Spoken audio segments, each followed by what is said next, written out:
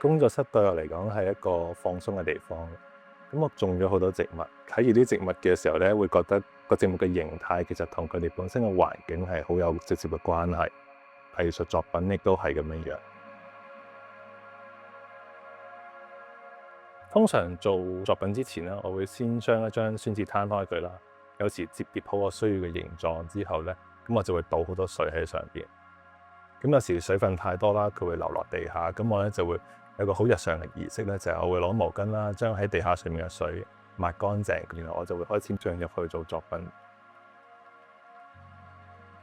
我嘅創作咧，好似做實驗咁樣，喜歡拆解啲唔同嘅元素，再重新組合一齊，咁啊揾到一種新嘅表達嘅可能性。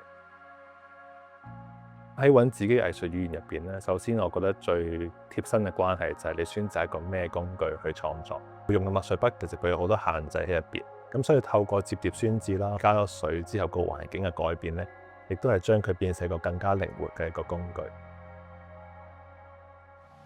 咁我爸爸係一個藝術家嚟嘅，咁所以同佢分享工作室嘅時候咧，會有好多唔同日常嘅互動喺入邊。而我覺得好多嘢係有溫度，咁透過觀察佢日常，我學習咗好多嘢，亦都攞到好多靈感。邀請我爸爸合作嘅傳意模式嘅系列，其實我第一次做係14年嘅開始，內心嘅諗法，我係希望將佢當係一個一生嘅計劃去做。首先咧，我係將嗰個宣紙分開唔同層數先啦。然後邀請我爸爸咧用朱砂去畫一個佢想表達嘅一個山水圖像。咁然後咧，我就將兩張宣紙蓋咗喺佢嗰張原稿上邊，亦都將兩張放喺佢嘅原稿下邊啦。咁然後咧就濕晒水，然後咁你會見到咧嗰個朱砂個痕跡咧會喺個濕水嘅過程咧慢慢浮現出嚟。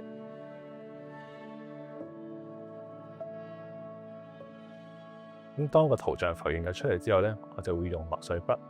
用墨點係沿住嗰個痕跡慢慢咁樣點描佢。我哋見到紅色同黑色喺嗰個宣紙嘅摺疊同埋水溶咗之後，佢哋互相咁樣交疊。有時候佢哋好似一個跳躍，有競爭，亦都有一個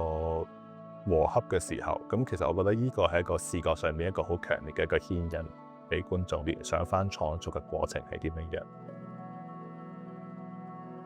咁喺呢個同父親合作嘅作品入邊咧，有好多唔同嘅念頭同想法，其實都希望觀眾咧對山水有啲新嘅角度同埋切入嘅方法去欣賞。